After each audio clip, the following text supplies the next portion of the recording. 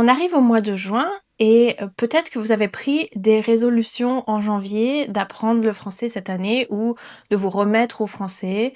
Et là, à la moitié de l'année, certains d'entre nous sont en perte de vitesse. Alors comment rester motivé pour, atteindre nos objectifs à long terme? Bonjour, je m'appelle Fanny, je suis française et professeure de français en ligne et sur cette chaîne, je vous donne toutes mes astuces de prof pour mieux maîtriser le français ou pour découvrir la langue si vous en débutez l'apprentissage. Dans cette vidéo, je vous donne 7 astuces un peu inédites qu'on n'entend pas partout qui vont vous permettre de maintenir une motivation d'apprendre la langue, n'importe quelle langue, hein, peu importe, c'est pas nécessairement que le français, mais pour pouvoir progresser et continuer sur le long terme. Parce que quand on décide d'apprendre une langue, c'est un travail de longue haleine en général. On s'arrête pas au bout de 6 mois, sinon si on le fait, de manière intensive, peut-être que ça peut être, un objectif atteint en 3 à 6 mois, mais en général, c'est quelque chose qu'on fait sur de nombreuses années. C'est pour ça que, à l'école, on apprend, par exemple, une langue pendant 8 9 ans et c'est la même chose quand on le fait pour, nos loisirs ou pour un objectif quelconque. Ma première astuce, c'est, quelque chose que j'ai entendu dans un podcast italien il y a des années, c'est d'explorer sa personnalité dans la nouvelle langue qu'on apprend. Si vous parlez déjà plusieurs langues assez couramment, vous allez peut-être vous rendre compte que vous n'êtes pas exactement la même personne selon la langue que vous parlez. Moi personnellement, je parle couramment l'anglais et évidemment le français puisque c'est ma langue maternelle. Et je parle un peu l'italien et puis maintenant l'allemand, alors de plus en plus, mais bon, c'est toujours pas extrêmement fluide, mais voilà quand même. Et je me rends compte que je ne suis pas la même personne déjà entre l'anglais et le français. C'est-à-dire que, alors certaines langues sont plus propices à être plus extraverties par exemple. En anglais, c'est plus une langue où je vais être expressive avec beaucoup d'expressions de joie ou d'étonnement, de surprise. Alors qu'en français, je serais plus réservé, peut-être plus modéré ou alors peut-être plus vulgaire, hein, qui sait, je ne sais pas en fait. C'est à vous de trouver va être votre nouvelle personnalité. En fait, c'est ça qui est intéressant aussi. Vous pouvez prendre ce rôle, ce nouveau personnage. Quelle va être votre nouvelle personnalité en français? Est-ce que vous serez peut-être plus élégant, j'en sais rien, ce sont des clichés évidemment, mais plus romantique ou à l'inverse, plus détendu, plus, euh, ouais, peut-être plus familier, je ne sais pas, selon les interlocuteurs encore une fois. C'est quelque chose à explorer et parce que ça va vous donner envie de parler aussi. Vous allez vous dire aujourd'hui, je mets ma casquette du francophone et voilà, quand je parle, je peux être n'importe qui en fait. Certains appellent ça romantiser le processus et je trouve ça vraiment bien parce que c'est intéressant. Voilà, on peut être une nouvelle personne. La deuxième astuce, c'est un petit peu plus évident, mais c'est de trouver des contenus qui vous intéressent vraiment.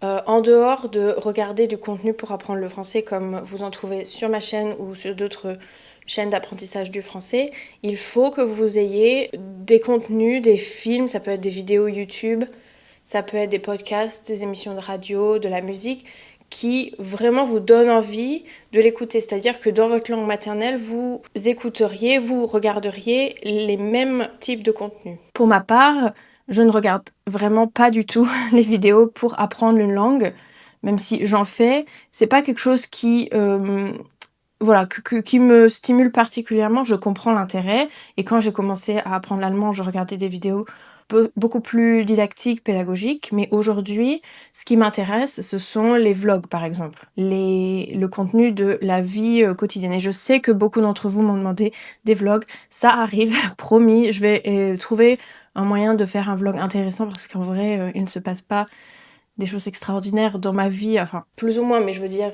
de là en faire un contenu intéressant. Je vais trouver le moment, mais voilà, si c'est ça qui vous intéresse, vous trouverez énormément de vlogs en français authentiques sur YouTube ou alors des films. Ça peut être des émissions de télévision, de la télé-réalité, en fait, pourquoi pas, bon. Le vocabulaire sera peut-être un peu plus limité, mais c'est vraiment en fonction de vos goûts et c'est très important pour le long terme. Trouvez des livres qui vous intéressent vraiment, des choses à lire. Si c'est des bandes dessinées, eh bien, soit, moi j'adore lire les bandes dessinées. Avec mon compagnon, on lit Astérix en français et en allemand. Et c'est très divertissant parce qu'en plus, on peut comparer les traductions. C'est à vous de trouver quelque chose qui vous stimule et qui vous donne envie sur le long terme de lire, de consommer ce contenu. Ma troisième astuce, c'est demandez-vous ce que vous faites dans votre langue maternelle que vous pourriez faire dans votre langue cible. Donc si c'est le français, voilà. Qu'est-ce que je fais en russe, espagnol, anglais, je ne sais pas quelle est votre langue maternelle, et que vous pourriez aisément faire dans la langue que vous apprenez. Est-ce que ça peut être, par exemple, tout simplement, comme je le disais, regarder la télévision, regarder Netflix. Même si vous regardez du contenu américain, alors, je sais pas, des séries de sitcoms, etc., est-ce que vous pouvez le mettre en français? Parfois, c'est possible avec les doublages. Certains doublages sont tout à fait acceptables en français. Est-ce que c'est mettre votre ordinateur et votre téléphone, votre GPS de voiture? Alors attention, il faut pas, non plus, commencer un nouveau trajet en écoutant uniquement du français si vous ne le maîtrisez pas, parce que vous risquez de vous retrouver pas du tout à l'endroit où vous vouliez aller. Mais est-ce que, vous pourriez, voilà, mettre vos appareils électroniques, dans la langue?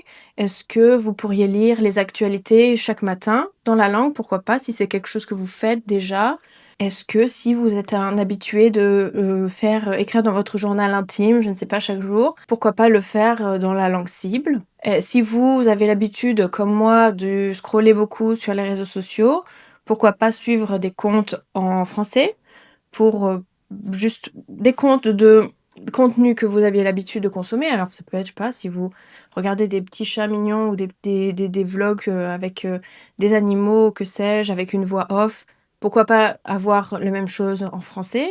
Si vous voulez des recommandations, j'en ai plein. Je peux vous en selon le thème, selon le sujet, le centre d'intérêt, voilà, évidemment. Si vous avez l'habitude de cuisiner, de faire de la pâtisserie, regardez des recettes, en français. Alors évidemment le français, la langue française, c'est aussi une langue qui est très, présente dans la cuisine, la gastronomie, donc vous trouverez des vous trouverez pléthore de recettes, en français, notamment pour la pâtisserie. Voilà, c'est des petites choses que vous pouvez ajouter à votre quotidien dans la langue cible au lieu de le faire dans votre langue maternelle. Une autre astuce, je crois que c'est la quatrième, ça serait de se rappeler pourquoi on veut apprendre cette langue. Parce qu'en fait, on peut vite oublier le pourquoi. Pourquoi j'ai décidé d'apprendre le français? Alors soit c'est pour juste faire travailler son cerveau. À partir d'un certain âge, c'est nécessaire d'avoir quand même quelque chose qui nous stimule cognitivement. Donc ça peut être parce que vous souhaitez voyager dans un pays francophone, vivre dans un pays francophone, parce que vous êtes obligé, parce que vous faites des études et que c'est nécessaire. Alors c'est difficile quand c'est un objectif extérieur de trouver la motivation, parce que bon, à part les notes, voilà, il y a pas beaucoup d'intérêt en général. Je le vois avec, mes élèves ados et ça les intéresse pas plus que ça, mais ils sont obligés donc évidemment la progression est plus lente.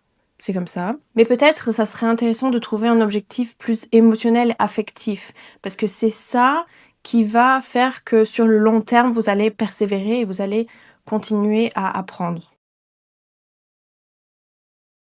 Même si vous ralentissez le rythme, c'est mon cas, hein, avec l'allemand maintenant je n'étudie plus, comme je l'aurais fait l'année dernière, il y a 2 ans, mais j'ai atteint un niveau où en fait, un petit peu par-ci par-là, j'apprends, je progresse et c'est parce que j'ai une motivation aussi, évidemment, je vis dans le pays et puis bon voilà, j'ai de la famille maintenant qui est, germanophone et tout ça, donc j'ai trouvé ma motivation, émotionnelle, l'affectif qui fait que j'ai envie de continuer, même de manière beaucoup plus sporadique, ponctuelle. Et ça, c'est vraiment, je pense, la clé pour faire de, un centre d'intérêt ou un hobby, quelque chose qui dure toute la vie. C'est la même chose pour, je sais pas, le sport. Vous vous mettez au sport juste pour, prendre une revanche sur votre ex, ça ne marche qu'un temps en général. Et si vous avez vraiment la motivation intérieure de ça me fait du bien pour ma santé mentale, pour mon corps, j'ai envie de maintenir une santé physique sur le long terme, j'ai envie de bien vieillir, etc. Vous allez le faire toute votre vie, même si c'est pas, et d'ailleurs c'est pas recommandé de manière intensive, chaque jour, 2 heures par jour, ça ne tient pas. C'est clair, je pense que tout le monde a cette expérience. Si on fait quelque chose de manière trop intensive, ça ne tient pas dans le temps, c'est pas possible. Et c'est la même chose pour l'apprentissage d'une langue. Et ça m'amène à mon point suivant, c'est-à-dire de prendre son temps. Vous avez le temps en général, sauf si vous avez un examen à passer là d'ici la fin de l'année, ou même là d'ici la fin juin, puisque si vous êtes à l'école, voilà. Prenez votre temps, il n'y a pas d'urgence à être vraiment parler couramment le français en général. C'est un exercice de longue haleine, comme je disais. Même notre langue maternelle, on l'apprend finalement tout au long de notre vie. On apprend des nouvelles expressions, la langue évolue. En plus, chaque langue vivante est, comme son nom l'indique, vivante, donc elle évolue au fur et à mesure des années, des siècles. Donc, on apprend toujours des nouvelles choses. Moi, j'apprends des nouveaux mots quand je lis des livres en français de temps en temps. Donc, c'est quelque chose qu'on va traîner voilà, sur une longue période. Donc, prendre son temps, c'est pour moi beaucoup plus durable que de vouloir faire quelque chose de trop intensif. Regarder des tonnes de vidéos, c'est pas vraiment productif parce qu'en général, ça rentre par une oreille, ça ressort par l'autre. Et puis, voilà, vous avez passé du temps sur du contenu et vous n'avez retenu que un faible pourcentage finalement. Mieux vaut 10 minutes, 5 minutes par jour de manière régulière plutôt que 2 heures par-ci par-là, alors 2 fois par mois, voilà. Dans le livre Atomic Habits, j'ai fait une vidéo à ce sujet, comment utiliser le livre ou les principes de Atomic Habits de James Clear pour l'apprentissage du français ou d'une langue. Il parle de système, et aussi des habitudes à ne pas briser. Donc si vous ratez un jour, c'est valable pour tout, aller à la salle de sport, selon vos objectifs. Vous ratez un jour, vous ne ratez pas le suivant, tout simplement. Et pour pouvoir maintenir ça et garder cette motivation de dire ok, chaque jour je dois quand même garder mon habitude, garder mon streak, comme on dit sur Duolingo.